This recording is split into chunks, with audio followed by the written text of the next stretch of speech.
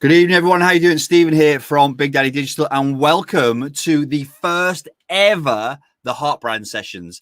And we've decided to do a 24-hour live stream to support the Unite on Purpose campaign, which absolutely triggered off this morning, was trending online within 10 minutes. Super, super excited. And then literally stayed trending all day in the top 10. In all honesty, that's better. That's better than the achievement I have with TEDx every year. So we were really, really excited. Got quite emotional. In support of the Unite on Purpose campaign, I have asked business leaders and world leaders to come together, jump on here with a live interview series from now 8 p.m. until 8 p.m. tomorrow night, sharing their purpose, parts of their business, so that we can actually come together and then share that out to you guys so you can take something away from all of these interviews and action it. And what I suggest, just listen and take one thing. Take one thing from each interview that you watch over the next 24 hours and implement that in your business, and you'll have a massive, massive effect on your business. I tonight have James Groves from Indigo Swan. I've known James and his business now for many, many years, and they have a company culture which is to be inspired to. So I heard the story of how it all started last year when James shared his TEDx talk, and it was absolutely amazing. But I'm not going to do it justice, so I'm going to bring James in now, and he can tell his story. James, how you doing? I'm all right, mate. How are you? I'm very, very well, and I'm really, really pleased to have you here. I'm happy to be here. Good. How's things during lockdown and this company culture that you've crafted? It's been interesting. I was about to say it's been good. It has been good, but it's been interesting. Okay.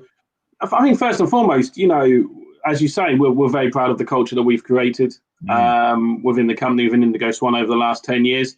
With that, however, we've always been together. We've always worked in an office. We've never worked remotely. 24 hours after lockdown was announced, we were like, "Oh my God, we need some laptops." First and foremost, but thankfully to my wonderful head of operations, Andy, we were able to get that sorted. And then, it was a case of setting up our own individual Swan HQs, and for me to think about my leadership and how can I engage the team, engage the Swans, and how can I maintain the company culture through what has now been nearly 19 weeks of working from home.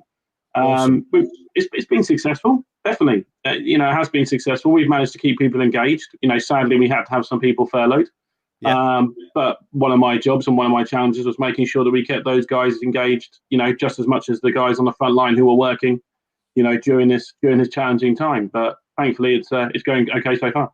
Awesome. So for all those people that are new to yourself and Indigo Swan, can you just tell us a bit of the background and where the culture sort of stemmed from, and then how you came to be on that TEDx stage last year? Yeah, of course. Indigo Swan, we're an energy consultancy or energy broker. We started 10 years ago, based in the heart of Norwich in Norfolk. For those international viewers, hopefully tonight, that is where we are. The company started 10 years ago by my cousin Emily Groves, and the sole purpose really of our business was, I suppose we stumbled into energy, but there was always a true belief that we wanted to create a company that we were proud of. Yeah, we wanted to create a company that the Swans, that's what we call our team, the Swans. You hear me say the Swans a lot tonight, so might as well get that out of the way. A company that the Swans were proud to work for. A company that Norfolk was proud of. And then obviously a company that the sector we work in, being the energy sector, was also proud of. And, two of our values really sum up what our culture is all about. The first one is happiness first. That is our first value. That is the first thing we go to. We want to have happy Swans. And if we have happy Swans, then we'll have happy clients and we'll have happy suppliers. And, fingers crossed everyone will be happy and the guys will, be the best versions of themselves. Yeah. The second value is celebrating individuality. Okay. For me, that's another important thing is we are 20 very different individuals. Yeah. If I'm perfectly honest, but we've all got, similar interests and things like that, but just with very different personalities. And for me, it's about celebrating individuality and the different strengths that the Swans bring to the nest and the different attributes that they all have, and fighting for the same purpose, really. We're all in the same purpose, which ultimately for me is to be the most respected energy consultant in the UK. whilst at the same time making sure that we're allowing the guys the freedom and investing in them so they can be the best versions of themselves. I came to be on the TEDx stage last year. It was always something I wanted to do. Yeah. I inspired by a few different people who I knew who had done them. One of them being Emily, who founded Indigo Swan a few years before myself. Yourself, yeah. Steve. You were up on that stage 1 year before me. Yeah, petrifying it was. Yeah, well, I can testify to that, my friend. I can testify to that. And yeah, I just really wanted to do it. And I wanted to share my story and my story of all the mistakes that I had made in my life and how they had shaped me to be the person that I am today, and how they allowed me to hopefully inspire and hopefully empower the team that I now have around me, which ultimately has really allowed us to somewhat thrive during what has been a challenging last 4 months. Okay. So yeah, the TEDx experience was a wonderful experience. I had my moment. I always talk about it because it is part of who I am. I stood on stage and 30 seconds in, I couldn't remember anything I was saying. Okay. Now I've just got to jump in. I've got to interject. Okay. For people who weren't there or haven't, because it's been taken out of your edit, hasn't it? It's been taken out of the talk. Yeah, thanks, it has, Steve. Yeah. Do you know what? Because a piece was taken out of mine because I had a similar thing, much shorter, and it was something, and they cut it out of my talk, and therefore I lost context. Yeah. And I get why they took it out, but you absolutely smashed it, and you got so much respect from the entire audience for being you completely unapologetically. And that's where that's where I can see your culture really shone through, because you want people to be themselves. Let's say individual characters. We're there on stage and you have that moment. And I was like, okay. And you just dealt with it. 500 people in front of you, 30,000 online, everyone taking your picture. Let's build the hype up a bit. You had the most amazing jacket in the room. Let's just get that out there as well. I mean, I was like jacket envy, and I'm like, man nailed it. Yeah, it was. And the thing is, I do share that story, and I shared it with the guys back at the office as well, because I showed some of them watched live, so they knew what happened. But funnily enough, the guys that watched it live were very respectful. They didn't come in the office on Monday and go, James, Andrew, who wears me, did. He goes, balls of steel, James, balls of steel. I was like, yeah, thanks, Andrew. But then when I showed it back to the guys, I showed it back to them. They all liked it. They all appreciated it. And then I told them the story of what had actually happened. And, it was a couple of minutes. To me, it felt like a lifetime. But I think for me, the biggest thing that's come out of doing my TEDx talk is, the content's good, I hope. And I hope, people that have watched it hopefully have taken something away from it. But the biggest thing that has come out of it for me is what happened. Yeah. And funnily enough, my whole talk was about mistakes. I then, to a certain extent, made a mistake and forgot everything I was saying. But it's probably the most powerful message I've been able to give to anybody that has asked about my TEDx talk is the story of what actually happened on the day. And maybe there's another TEDx talk in that, Steve. Who knows? Do you know what? It's really interesting you say that, because whenever I mean, the people that I've encountered who have done TEDx talks, I mean, I got on stage and it wasn't, and I say it was the worst talk I'd ever given in my life, because I was told week in, week out, it must be scripted. It's got to be like this. It's got to be like that. Yeah. And I structured it in their format, and that's just not me. I'm sat here tonight, and I literally have zero notes. I work with people that I know have a story. I know enough about you to have a really good conversation with you, and that's why it's called Tea with Steve. That's why the podcast itself is called Tea with Steve as well. Is that if I can sit there and have a brew with somebody. Nice nod there.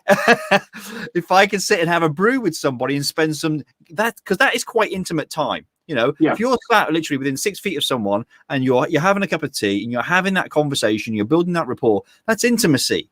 Now, if you 100%. Say that to some people, they'll be like, oh, he's being intimate with me. No, if I can spend some quality time with you, I'm sure that we can do good business together.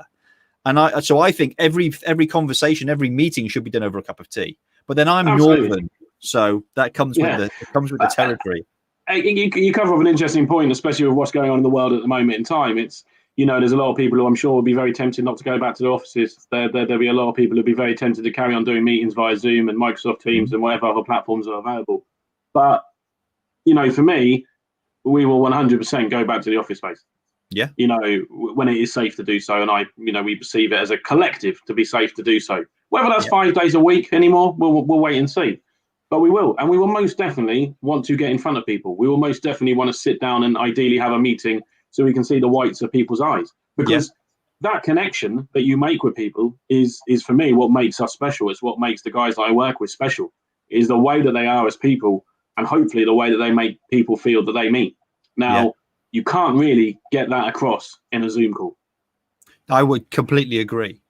So I think Zoom will have its place, or other platforms going down. Absolutely. I think they'll definitely have their place. I mean, for me, it's efficient, time saving, this, that, and the other. I can get so much done. I like working from home, and my family situation reflects that. And it's very useful to me, and all of that stuff, and health conditions and stuff that are around my family, so I can support and step up. But actually, there's times where I actually enjoy other people's proper human company. It's human to human. I love that interaction, and the energy. There's an exchange of energy when you're in someone's presence, and I kind of vibe off that as well. So definitely be having meetings. What I'll be doing though, I think, is thinking of our company culture.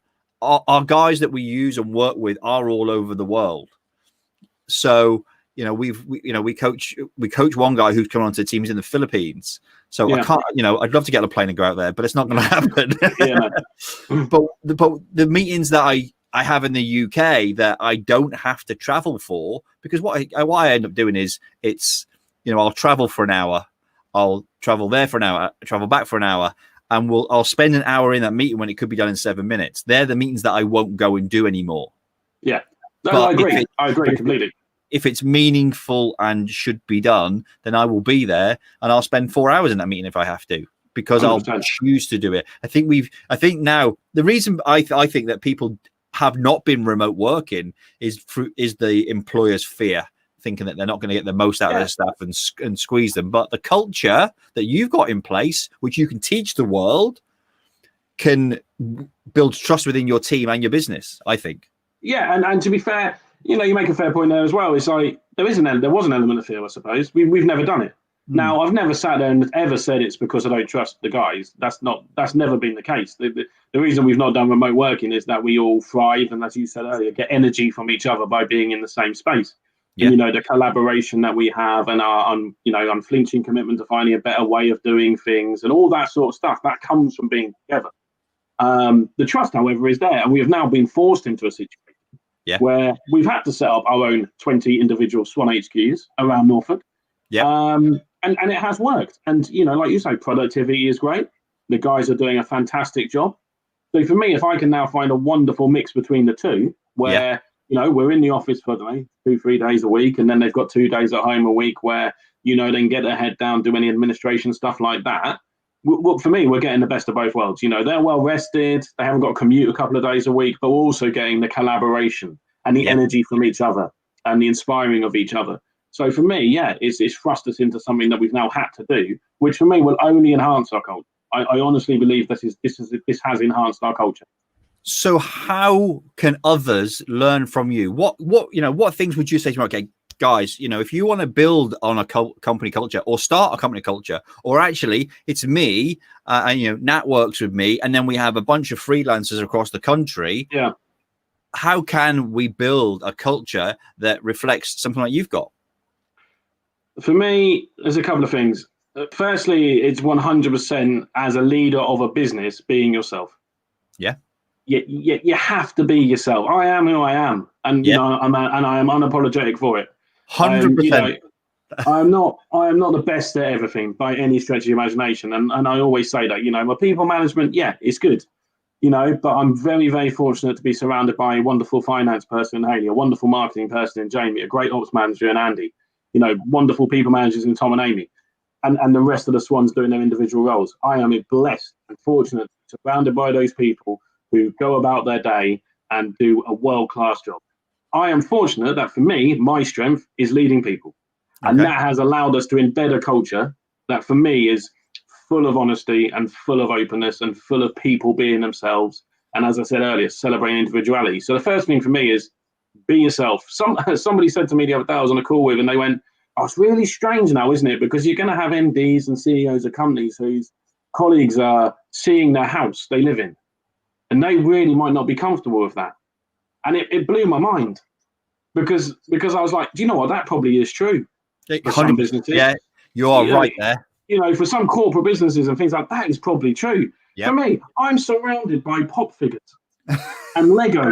And that's you know, I've got a few business books, don't get me wrong. But that is me. And you know, and I'm unapologetic for that, you know, and I'm running a very successful company, and it's, you know, but that's fine. That's who I am. And if I can be who I am, then that will naturally trickle down and filter down to the rest of the guys for them to feel very comfortable to be themselves. Yeah. So as a leader, be yourself and be unapologetic for it, and appreciate what you're good at and appreciate what you need help with. And then honesty, really, you know, like I said, honesty is key. You know, when the company was started 10 years ago by Emily, one of the first things that we always said we would do is we would be very honest with the guys about absolutely everything, whether that be our financial position, you know, whether that be about people we're bringing in, or sadly over the years, people that we've had to let go. There would always be honesty. There would always be honesty about why that was and why we were doing it and how it was going to benefit the future of Indigo Swan. And that has really helped shape to where we are today, that during what is a very uncertain and unprecedented time, I can literally I do a morning video every morning on WhatsApp and send it out every morning and stuff like that. Over 100 now, Steve. We're rocking it. Fantastic.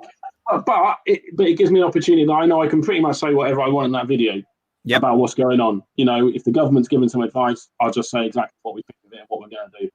You know, if we have a bad month, then I can be honest about that and say, look, this is where we're at. If we're forecasting for the future in a worst case scenario, I can sit there with the guys and say, look, if this happens, then these sort of things might have to happen. Yeah. And that's all built from the ground up by starting from a place of honesty and continuing that as we have over the last 10 years. I love it because we've not had a deeper meaningful like this before. You know, we've had conversations, we've met, we've spent some time together, but we've never had this, you know, this level of intimacy. No. And what I like is the fact that you said being unapologetically you. That is my tagline. That is actually one of our values is being completely and unapologetically you. You know, the cliche term of 100% authenticity. Yeah. And I think to get that across to people who are listening or watching tonight is very simple. It's really difficult to be somebody else. People say you should fake it till you make it. If you fake it, you're never going to make it. Be you, because actually when you're you online, or you're you in a video, or you're you to your team, or you're making content and putting it out there of yourself, like you're doing your WhatsApp video, when they come to see you again in 1, 2, 3, 5, 10 months time, it's the same guy in the video. Yeah. And you're still building up, you've still got that rapport with your team, you've still got that understanding with your team. So people say to me, oh, you know, what people are going to think of me X, Y, and Z on video. It's like, well, if you're you on video, you're going to be you in real life. The only thing is we're not comfortable sometimes of seeing what we look like on a video or hearing what we look like on a video. But if we get to a point where we can, like you're doing, you're up to 100 videos now. I'm sure that you don't even bat an eyelid now when you pick that phone up and do the video. No, just some mornings I'm really tired. but you know, I apologize for the state I look. But no, I don't know, because it's just habit now. That's just consciously when we started lockdown, I was like, right, I'll keep engaged with the team every day, furloughed or not. Yeah. By doing a morning, it's like 2 minutes, 2.5 minutes. Yeah. Set a little challenge every morning, which is becoming more difficult. But set a challenge every morning, and that's my way of, you know, making sure I have connected with everybody. Yeah, you know, and thankfully to the guys, they're still watching them and they're still engaged, which is great. But you know, that's just now what I do. That's just habit. I love it. For everyone who's watching and listening, what James has done, and it's not taking any lead from me, he's just done it. People say to me, I'm not comfortable with video, I'm not sure what to do. I say, right, pick this thing up every morning, no matter how, like you say, no matter how tired you are or how you feel. And I say to people, just turn it on and just do a 1 or 2 minute like daily diary. You don't have to post it anywhere, but you get used to seeing what you look like, what your good side is, your bad side. You know, you start to understand lighting in a room. You start to understand, you know, where I should put my face in the camera. You start to understand what's behind you. So you worry about your backdrop, like you were saying earlier about business owners thinking, oh, people are going to see me in my office. I mean, it's no secret. I share it quite regularly. I didn't start vlogging for nearly 18 months because I was worried about the backdrop. Yeah. And my backdrop was that black curtain in the corner. Yeah. Black curtain. I was like, what are people going to think of me? It's going to look rubbish. Where is he? Yeah. And I'm like, okay, I'll just build a wooden wall in my garage then. It's true though, and it's a great tip. You know, the only thing I do get sometimes is I get someone like Amy who works with me. She's going, James, your angles are extreme. So like some mornings I wake up and I'll be like, I look terrible. Morning, guys. Look better up there. Like, yeah, how you doing? She'll be like, your angles are extreme. But yeah, you know, edit it for your own purpose, I suppose. Yeah, but it's a great tip.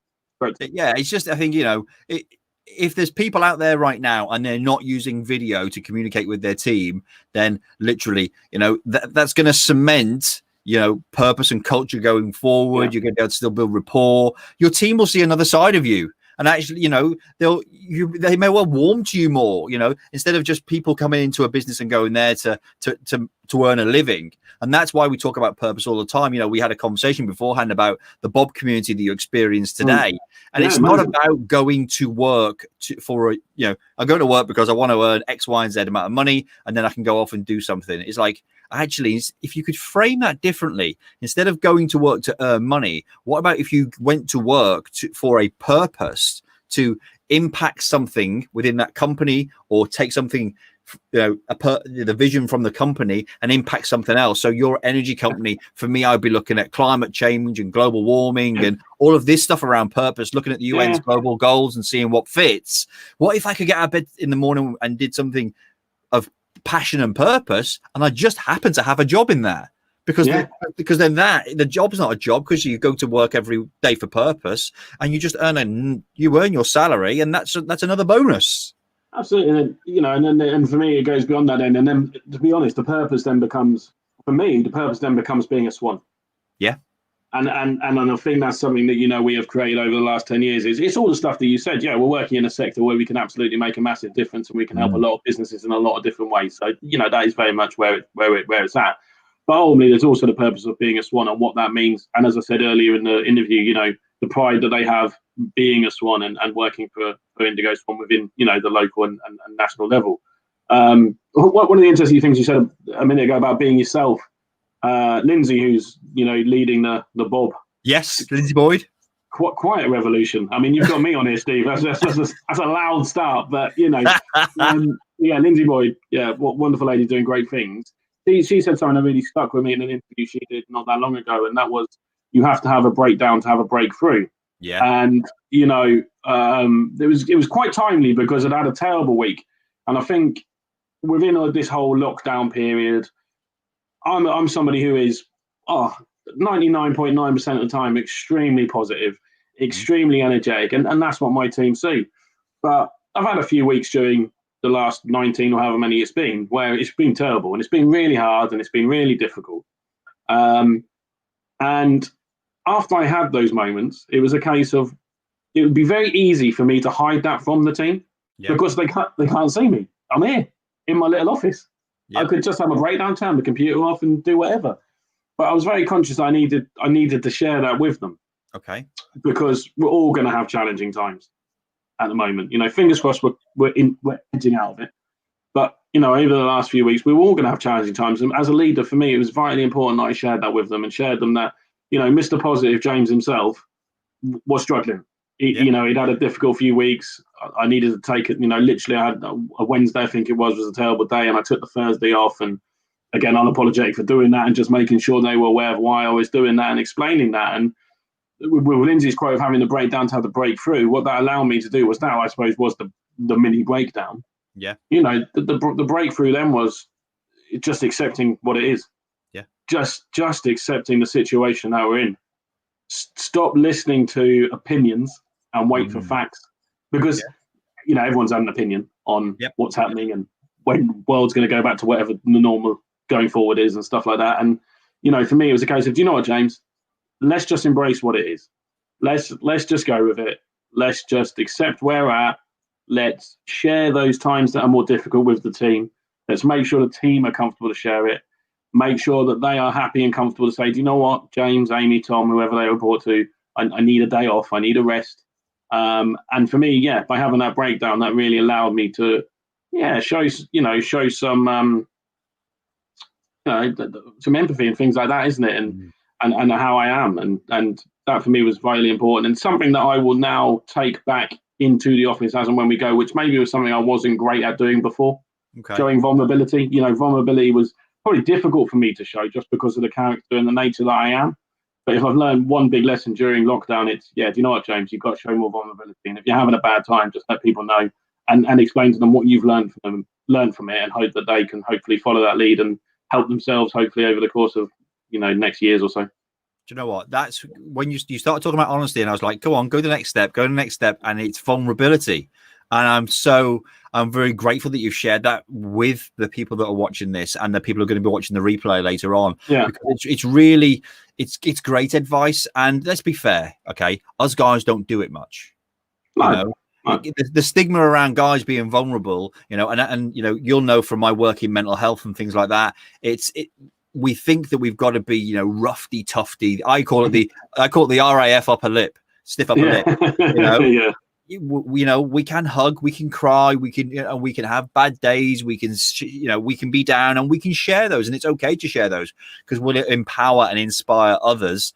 Even if it's just a nod. So like you just said, you didn't make a big deal of it. You just said, I'm having a crap few weeks. Yeah. And actually, to be fair, I could do with a day off. And you were honest, and I really respect you for doing that. So thank you. That's all right. And it was a difficult thing for me. Just like I say, being that positive person I am. But I wouldn't say I've loved lockdown. Don't get me wrong. But I am thankful to lockdown because it's allowed me to be a better leader. I thought I was all right, but if I'm perfectly honest, I definitely think it's helped me be better. By showing more vulnerability and being able to take that back out into the office setting and other settings I go into in the future. So it's been a good lesson learned. So at the start of the interview, or just before you came on, I said to everyone, if nothing else, take one thing away from this today. What would you suggest people could take away? That's just one thing, whether it's something you've shared already or if it's something else, to improve culture. It's a combination of everything that I've said, which is be yourself. Now, whether that be positivity, whether that be vulnerability, whatever that may be as a leader or as a member of a team or whatever position you play in a company or in life and with your family, be yourself and be unapologetic for it, as you've said before. For me, that's the biggest thing I'd ask people to take away really is if as a leader of whether you're running a company like I am of 20 people or you're running a global predominant of thousands, be yourself, be yourself and allow the people that work for you to know exactly who you are, what you're about, what you stand for, and why you make the decisions you do. Because, if they understand all of those things, then they'll follow you anywhere, even into lockdown, into their bedrooms. So, that's my big thing. Be yourself. James, thank you ever so much for joining me on the first ever sort of Heart Brand sessions of this. More than welcome. Hours. I am really, really grateful for you being here, and I will catch you in the green room. Damn right. Love it. Thanks, mate. Appreciate it. Take care. Speak to you soon. Bye. Wow. What can I say? A great interview to start the Heart Brand sessions for the supporting the campaign Unite on Purpose. You heard it right there. Something that I share all of the time. It's not mine. It's anybody's. Be completely and unapologetically yourself. Because actually, it's real struggle to be somebody else. It's a struggle, to fake it till you make it. And then when people see you or meet you, they might not like the version that they see of you. But if you're yourself, you can't go far wrong. Because what will happen is, and it's really, really interesting. I just want you just to think of this for a minute. When you're yourself online or in a Zoom call, okay, or in a Zoom meeting or a webinar or something like that, and you're online, if you can be yourself, right, you'll attract the right people. When you meet people, there'll be no uncomfortable silences and pauses and how am I going to react? Because you can already know that person there already. When I do video, I love to do live video like I'm doing right now, because actually I can be myself. I can see who's online. I can have those conversations and think, you know what? I know who's here. I can see that Jason's here. I can see that Nat's here. I can see that Marion's here. I can see the people that are here. And I'm like, right, okay, so I know how I'm going to talk. I know how I'm going to act. So if you can be yourself, can be completely and unapologetically you, be honest. if you're ballsed up, be honest about it and say it. You know, I'm forever getting my words wrong online, but actually I'm still me, and you just need to be you. So my suggestion from the interview with James is the one thing you take away from being here is being completely and unapologetically you. Right, I will see you at 9 o'clock. I'm interviewing Carol Lombard from Cookie's Kitchen, and I must just tell you, I've been eating her cake all day, and I will bring you a slice of lemon drizzle because there's a little bit left, and I'll explain what that story is all about later on. See you later.